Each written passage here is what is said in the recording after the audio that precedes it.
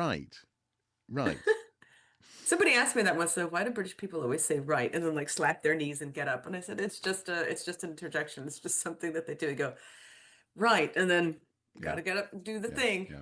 It's just what it Yeah. is. And there's especially at the end of a visit, there's lots of sort of sighing and looking at watches, and it's sort of you don't actually I've say, never "Can you understood that because leave?" The Irish people should have bequeathed this to you by now. Uh-huh. Ask the Mrs. Soup because they know how to leave a place. Yeah. They go. I mean, to be fair, if you're having a chat with them, it'll take them 600 hours to get out the door, but Mm-hmm. they'll be chatting the whole time. Mm-hmm. Whereas the second that they are bored, they go, "Well, I'll let you get I'll on with let you go. things. Yeah. Yeah. Yeah. I'll let you go," and they just leave. And Yeah. I go, Yeah. amazing. Or even so, one that I do is I have to get on, or I have Mm-hmm. a class to get to, which is usually true. I say I have to get on. I'll speak to you later, and that's it. Yeah. Well, that does happen, but Yeah. mainly in conversation. So if out on the street, that is, if you bump into someone on the street, then you'll go, essentially, yeah, I'll let you go. And the idea is almost you're Yeah, you're releasing bothering them. them. Yeah. Yeah, So you're exactly. letting them, get away. Yeah, the But Irish know how to do things. yeah, but inside a house on a visit, it's a nightmare. Lots of well, kind of, Right. and then yeah, right, okay, yep, off we Well, go. we've had all the biscuits, so I've got to go now.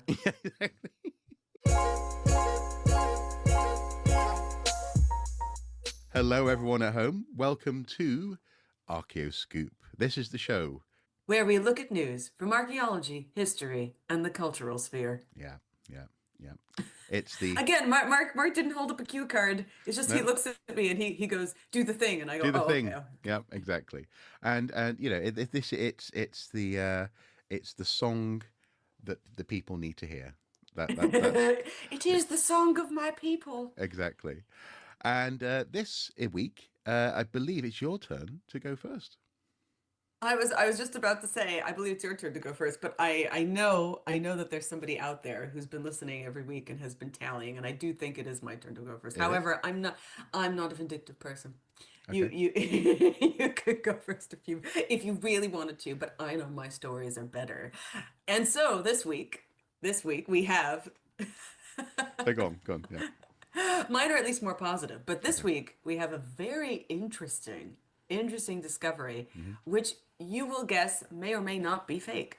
And so, story is New Orleans couple discovers ancient Roman grave marker in their yard. Is it fake, Interesting. Mark? Is it fake? I am going to say Bets, everybody bets at home. so. Okay, let's set this up. So it's a Roman grave marker, Yes, and it's a perfect and square. yeah, and it's ended up in New Orleans. Okay, Yes. I am going to say it's not fake. Discovery of a 1,900-year-old headstone dedicated to Roman sailor sets off effort to repatriate them to Italy. It Hmm. is amazingly, Hmm. it is real. Yeah. Translation of this grave marker, according to the Preservation Resource Center, is to the spirits of the dead for Sextus Congenius Verus, soldier of the Praetorian fleet Hmm. of Mancinus from the tribe NATO of the Bessi, who served 42 years and served 22 in the military uh, on the tree. Okay, that's the name of his ship, the Asclepius. Hmm. Attilas Carus and Vettius Longinus, his heirs, made this for him well deserving. And so Hmm. it is real. Hmm. And it has his name, it has his military service, it has the people who paid for the tombstone, just like you would in any Hmm. Roman graveyard, right? Hmm. And so that's it. New Orleans couple clearing away the undergrowth in their home's yard unearthed a grave marker, setting off a quest for answers about how the roughly 1,900-year-old relic ended up there, Hmm. and an effort to repatriate it to Italy. The remarkable discovery was the work of Tulane University anthropologist Daniela Santoro and her husband, according to a report published online on Monday. As the PRC put it, after finding the headstone in March, this is actually found it a while ago, and they've been doing studies on it Hmm. because they couldn't believe it was real. Santoro Lorenz noted that the inscription carved on it appeared to be in Latin, obviously, naturally. Naturally. And they knew that they were classists. Yes. Santoro contacted the University of New Orleans archaeologist. Uh, it says D. Ryan Gray, but I think it's just Ryan Gray. Mm. And to her Tulane colleague Susanna Luznia. Apologies if I said that incorrectly. An associate professor of classical studies. So get the classicists in. Mm-hmm, mm-hmm, Get the mm-hmm. classicists in. I'm not a classicist. I hope we need them. We need more classes. Gray, meanwhile, sent photos of the unusual flat marble slab to the University of Innsbruck professor Harold Stadler, Stadler and Waldorf, who forwarded them. Do you think this is Roman? Looks Greek to me. The internet is a completely different culture, isn't it? You said it. Everything here is immediately followed by sarcastic comments and nasty responses. Yep. We're finally where we belong. Who forwarded them to his brother, a Latin instructor. Luznia and Statler independently arrived at the same stunning conclusion: the headstone was dedicated to a circa 2nd century Roman sailor and military member named Sextus Congenius Verus. And the stone fit the description of the one reported missing from a city museum in Italy. That's the real kicker, is that it actually was reported missing. So how did it get in this yard? And so the group that Centaura dubbed her Team Tombstone also took a crack at trying to figure out how the relic ended up in New Orleans. So from what the group could tell, Congenius Verus' tombstone was likely brought to New Orleans sometime in the 20th century, perhaps after the Second World War, which saw the US military and other Allied forces fight in Italy, so somebody might have nicked it. Yet, it is not immediately clear who may have done it. Centaura and Loren's home belonged to the family of late locals Frank and Selma Simon for most of the 1900s. Archival records cited by Gray showed. They did not strike Centaura's team as likely culprits for having whisked the tombstone away from Italy, so it's not the people who owned the house. No. Frank, who managed a wholesale shoe company, died in 1945. His daughters, 4 of whom worked as salespeople and one as a seamstress, then retained the home until 1991. So it wasn't any of them. Lorenz and Santoro bought the home in 2018. So it wasn't them. So, I don't know. Yeah, interesting. And just to be absolutely clear, just for folks at home, I didn't know about this story. I guessed and presumed it was real. And my initial thought was it might have been ballast. It might have come across as ship's ballast. But Interesting. Okay. yeah, especially being a port gravestone, you do find this sort of stuff. I mean, heck, there's all sorts of weird materials from the archaeological record have been used as ballast between Egypt, for example, and different countries in Europe. But yeah, no, the idea that it was in a museum is fascinating, and then that someone presumably took. Why that one? Why take a liking to that one? It's just. It sounds I'll like be it's a honest with square. you. If it is true that somebody nicked it after World War II, I guarantee you, the person could not read. Or Yeah. at least could not read Latin and was just like, ooh, exciting, and had no idea that he was taking, because it's not like he was a big commander, it's not like he was a big No. person in history. It was really just a Roman naval officer who had a very long career, which is pretty good.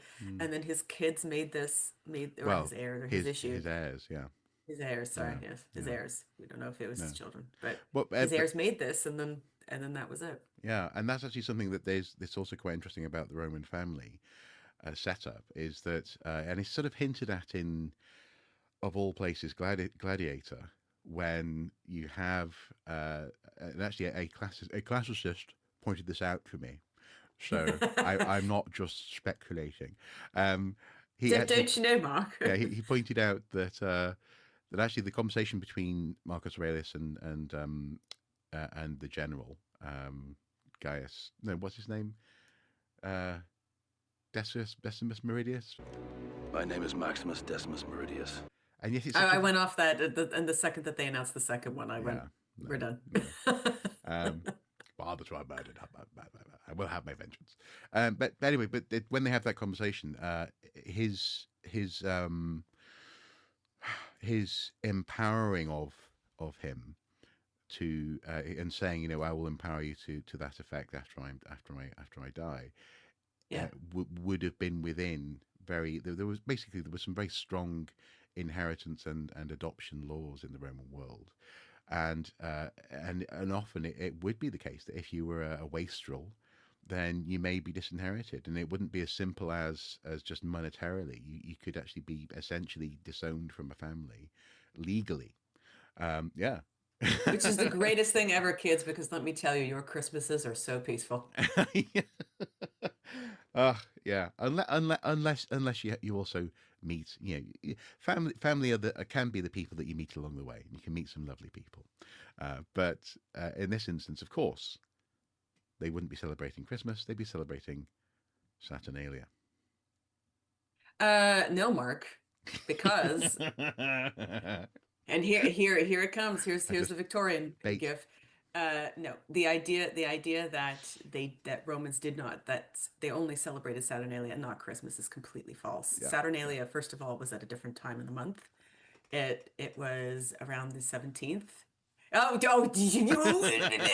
it was so, kids, since Mark obviously has reeled me in, we're gonna have a little lesson about Victorian myths today. And big myth that Victorian made is that they said that Christmas came from the celebration of Saturnalia. It absolutely did not. Bar maybe some customs like topsy-turvyism, but other than that, there was no connection between them. And Saturnalia was at a different time of the month. It was earlier, had nothing to do with anything related to Jesus or even the harvest. It was something that was originally dedicated to Saturn. It took many different forms over many different periods in the Roman era, but then it was celebrated with Christmas well into, I think, the 4th century AD. And so until Saturnalia was outlawed. But they were celebrated, both of them. And like I said, they were more than 2 weeks apart. So again, it depends on the region, depends on the exact Roman time period. But they were celebrated side by side until they were outlawed. So Romans celebrated both Saturnalia and Christmas until Saturnalia was outlawed. Thank you. So that's why the Victorians ruin everything. They do. Yeah. The more you know. Well, my first story of the week is actually linked with, and this is where we're going to have, is it Jimmy Corsetti turn up with a loudspeaker? Alien. Yeah, alien. Yeah. This is the story in Archaeology magazine. The subsurface scanning has detected structures at the world's oldest cult center. Göbekli Tepe? Yes, it is. Yeah. Oh wait, the aliens are coming back to Göbekli Tepe. Yeah. Investigation of the eastern and southern slopes of the mound at southeastern Turkey's site of Göbekli Tepe with ground penetrating radar has revealed additional circular monumental enclosures, a large building and smaller structures that may have been early domestic buildings at the site, according to Turkey Today. The reports are highly exciting, said Barbara Horace of the Austrian Archaeological Institute. Göbekli Tepe, a UNESCO World Heritage Site that was discovered in 1963, is known for its 12,000-year-old monumental enclosures, which feature T-shaped limestone pillars. Excavation director Nekmi Karul of Istanbul University explained that the international research team also was able to take a full-scale measurement of the site for the first time, since olive trees that covered areas of interest were removed earlier this year. So Jimmy Corsetti can fuck off with his suggestion that the olive trees are there to stop people from doing investigation. This will, so it's just so annoying. This will help team members to define the boundaries of the Göbekli Tepe site and prepare for future research, he concluded. For more, go to Last Stand of the Hunter-Gatherers, is an article suggested by The Last Stand of the Hunter-Gatherers. But it's just, I think it's just important just to highlight that research is ongoing, and this idea that somehow olive trees have been put there to stop you learning the truth is nonsense. Wait, what would the olive trees have to do with anything? Do you know you're blessedly Oh blessedly no. unburdened. Is this a thing? Oh, it's a Yeah, thing. All yeah, right, Mark. yeah. What go on. So Graham Hancock Go and on. co. They're basically suggesting Wait, I have that to punch him again. yeah. There we go. Okay.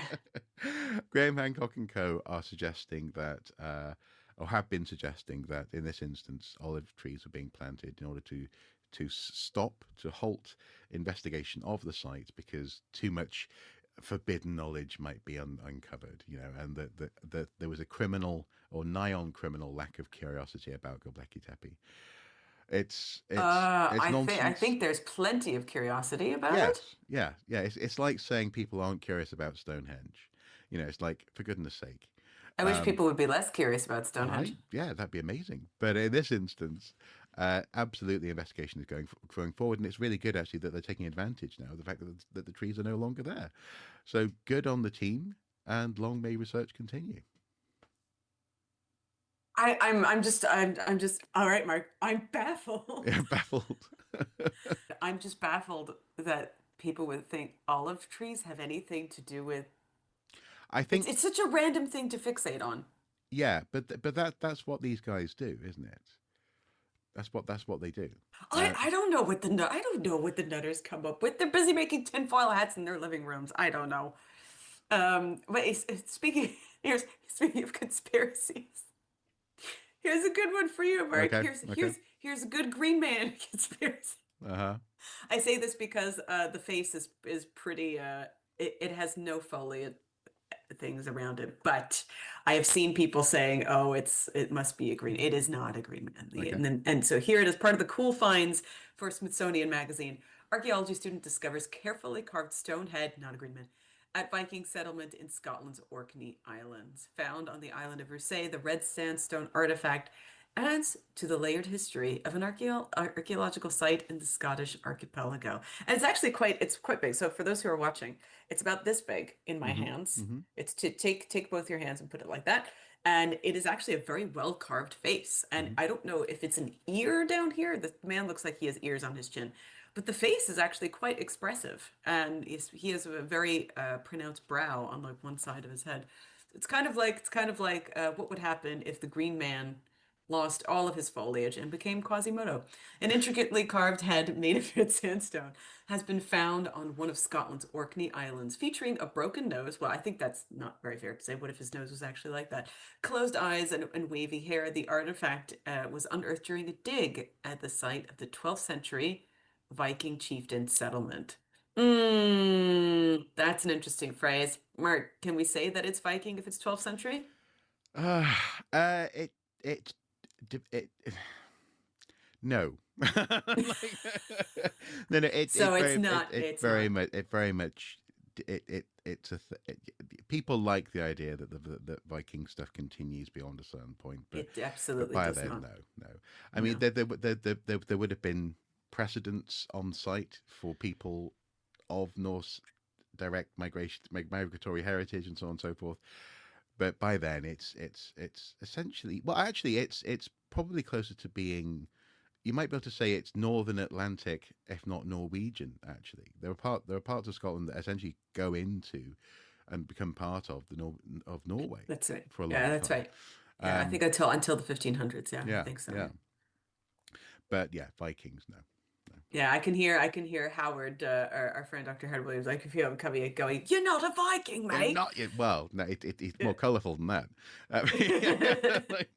So the site known as Skyle Farm is located on the island of Rousay, and researchers have been excavating it for a decade. Okay. Recently, Katie Joss, an archaeology student at the University of Highlands and Islands in Inverness, was digging into the foundations of one of its large stone walls. We were removing a slab when the head came rolling out at us. It's great. I would love if the head just went like, oi, oi, oi. It just And then, like it's Spirited Away where the head's just Oh yeah, oi, oi, oi. came rolling out yeah. at us, and we turned it around, and we saw a face looking back at us. Just imagine if it rolled off into the sea, though.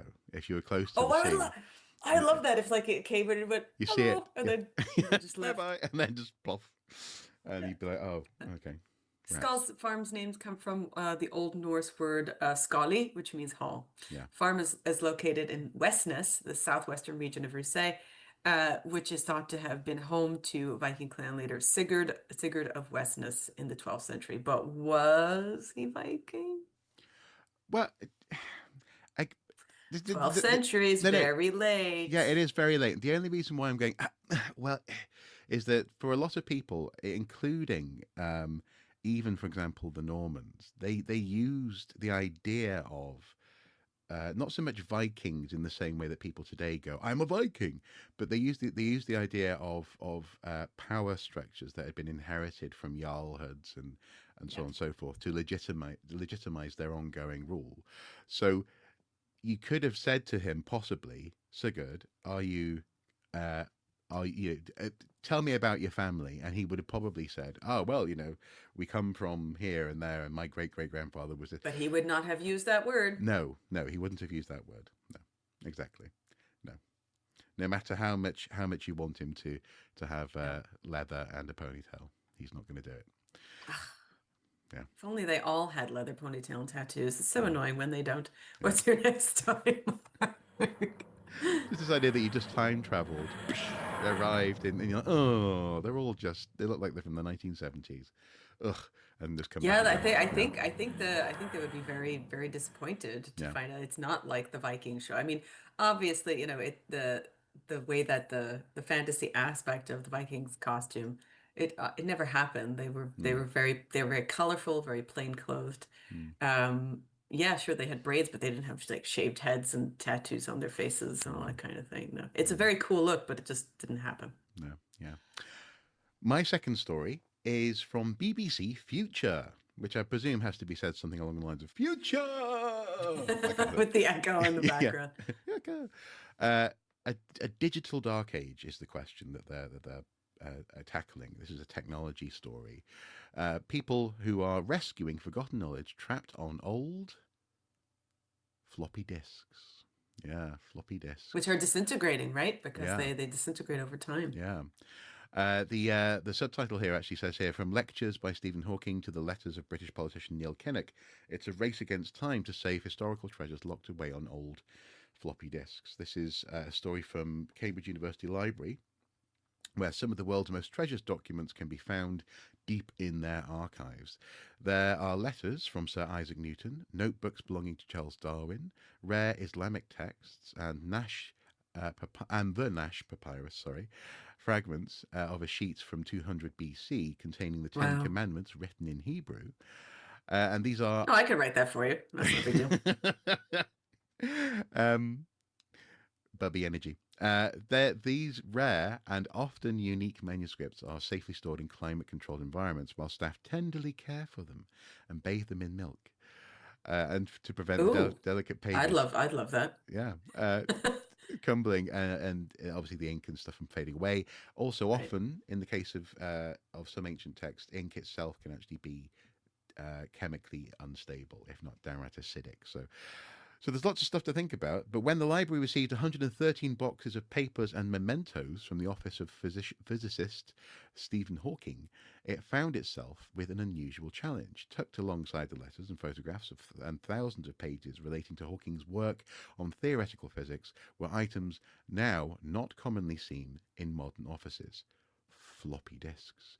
They were the result of Hawking's early adoption of the personal computer, which he was able to use despite having a form of motor neuron disease known as amyotrophic lateral sclerosis. Thanks ALS. to... Yeah. Yes, exactly. Yeah. ALS. And thanks to modifications of the hardware and the software, he was able to take advantage of computers. Locked inside these disks could be all kinds of forgotten information or previously unknown insights into the scientist's life.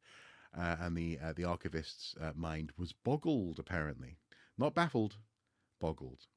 You need the boggle game with the dice going. Yeah, yeah, exactly. These disks are now part of the project at Cambridge University's library to rescue hidden knowledge trapped on floppy disks. The Future Nostalgia project reflects a larger trend in the information flooding into archives and libraries around the world. Quote, most of the donations we get are from people who are either retiring or passing away, explains Leotian Talboom. That's an amazing name. a member of the library's digital preservation team who's leading the project. And that means, they say, we're seeing more and more things from the era of personal computing. At first, durable plastic floppy disks, popular in the 1970s to the 1990s, may seem secure or more secure than fragile fragments of manuscript and paper and notes. But paper, even though it can rot and ink may well fade, synthetic materials you might think might last a lot longer, but actually the iron oxide that coats a thin layer of plastic inside can degrade and lose its magnetism over time. This means the data. That's the biggest problem with things like floppy disks and cassette tapes and VHSs. The information of the tape degrades, and you have to. If anybody out there is as old as we are remembers, the days of VHSs. If a VHS was not taken care of, the paper, the second that you would pull it, it would just literally fall apart like flypaper. And and in that sense, there's literal physical degradation. There is a chemical process or processes that can go on, but also as well in the case as they go on to sort of point out. I won't read the whole article, but they go on to point out, as has happened elsewhere, for example, with the I forgot what it was called now. The Doomsday. I think it was just called the Doomsday Project. The Doomsday Book of 1086 was an unprecedented record of the land, holdings, and people of William the Conqueror's kingdom. 900 years later, in 1986, the BBC decided to emulate this achievement and commissioned the beginnings of the Doomsday Project. The Doomsday Project 1986 would record all of the information about people in the UK onto the latest medium, the Laserdisc. The latest and most powerful computers were used, and it was thought that this information would stand the test of time. However, the best technology of the day now seems archaic. The Laserdiscs are so big and the drivers to read them so rare that all of this information was very nearly lost forever. In this way, we very nearly sent it all into oblivion. And all of this, from conception to nearly being lost, happened within living memory, indeed within my lifetime. The fact of the matter is, the more we take something for granted, the quicker it is lost to history. In other words, the stuff of everyday life is always being forgotten. That project had to choose technology, and what they chose were discs that were in vogue, but also ultimately did not last very long. It's like choosing Betamax or VHS, Blu-ray or DVD, or HD DVD. I think that was one of the ones that we saw in terms of media that went defunct in recent years. And in this instance, what they're finding is an awful lot of these different storage media come in, and they have to find a way of reading it. It's a big issue, and the so-called digital dark age problem, they sort of mention it here, has been known about for quite a while. It's one that I'm sure you're aware of, Michelle, but also it's one that I came across in the context of archaeological data storage. So there's the Archaeology Data Service based in York, who basically exist to make sure that data from public excavations, and also they often are paid to store this data as well. So you can essentially hand off your legacy storage issues to them. They're not only dealing with media and data, but also they're dealing with this idea of migrating data. So you have to keep the data fresh, keep it moving, and essentially make sure that it doesn't degrade on its own media. And I don't know about you, but when I was a kid, I always used to wonder what people would say, oh, the Romans were amazing, they wrote everything down, they're incredible, and you'd be like, yeah, but then what happened to all that writing? What happened to all that stuff? And this idea that you can have a final point, a final safe storage. I mean, a lot of kids I talk to in workshops, they will talk about the internet as being the ultimate, save state for humanity, essentially. But it's also incredibly vulnerable, because not only do you need a machine, a whale can come and eat a cable. Yeah, can eat a cable, but also even if you lose access via your internet connection, the servers themselves, without power, without care, and also, well, frankly, let's face it, you and I both know that an awful lot of tech companies do not care about legacy and long-term archiving of data. No, they just want to make money. Yeah, and that data is valuable to them either as an intellectual property, sort of legal ownership thing, so they can sort of say, well, no, this is ours, and to stop other people from using it, or it's valuable to them to the extent that they can resell it to you as well. And this is going to be a bigger and bigger issue. It's clear that for example, Wikipedia, I think the Wikipedia Foundation are looking into this in terms of how it relates to tracking things like climate change, how it relates to tracking things like human rights struggles across the planet and this kind of thing. The actual stories of real people as opposed to just what gets saved. And that is, though, this is why I mentioned the Romans. This is what's fascinating is what gets saved is at the heart of the word classics. It's the stuff that was chosen. The chosen stuff continues, and if we're not careful, what's chosen from an unimaginably large amount of data that's out there today could be actually remarkably flimsy in terms of floppy even. I mean, I don't know why they're complaining so much. All they have to do is go to Russia. They go, "Hey guys, could you read this for me on your Windows XP?" That's true. Yeah. Yeah.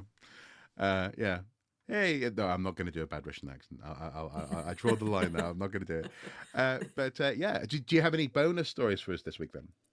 No, because you, Mark, have an announcement to make. I do. Yes, I would like to announce the beginning of this year's moot. The Archaeoscoop moot, where every Halloween and also Christmas, New Year as well, but it started off as a Halloween thing.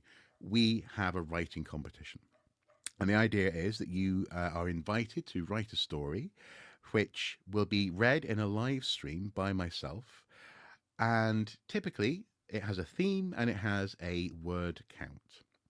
The word count we aim for is 666 words, Michelle. I made it exactly on that last year, and I still didn't win. This is I true. put in 2 stories, one that was a little bit over and one that was exactly 666. Yeah. And I still didn't win. No. But you're such a winner in the realm of writing already that incidentally, folks. 36 books published. Sure. Well, we'll take that as a win, I guess. And what is your term of success? And you're about to have a book published as well. Yeah, but anyway, yes. So 666 is what we aim for. It's seasonal. It's festive for Halloween, but also the theme this year.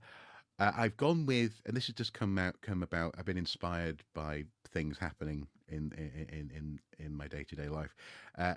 It's a US phrase, US English. This is where I got it from. It's bait and switch.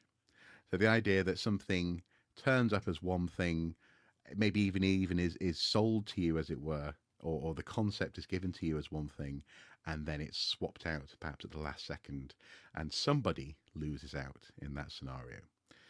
I'm intrigued to see what people will do with that. Previously, for example, we've had baffled as a theme.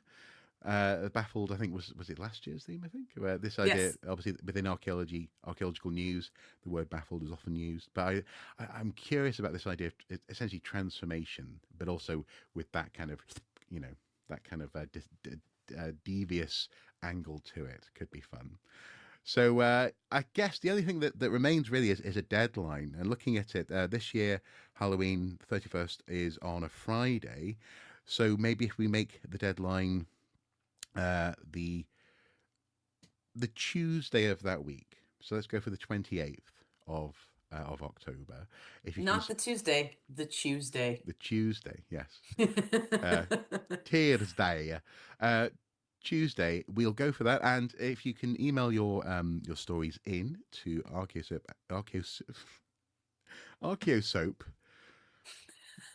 That poor bloke over at Archaeoscoop is going to get all these weird notes. Archaeosoup@gmail.com, and they'll give me time just to have a bit of a read of them and come to some conclusions over. Well, winning it's not really about winning. We all win. Yeah, it is. I want to win. I want the prize. There can be only one. I don't think has there been. I don't think there's ever been a prize. But I guess Prize is my own self-worth. okay. We can give you your. So if you want self-worth, kids, enter the Archaeoscoop yeah. Halloween mood writing competition. Yeah. I have to say, it's probably as somebody who notoriously hates writing groups, the quality that comes out of this competition is always tip top, really good.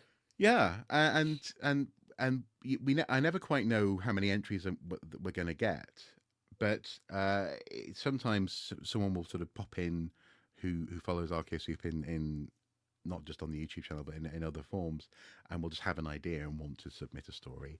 But also we have a few people who've submitted every year now from the beginning, and also actually you can, folks at home, you can go to the archaeoscoop.com website, and actually all of the previous stories are now there in a tab to be read, the Halloween and also the Christmas festive ones as well, Christmas, New Year.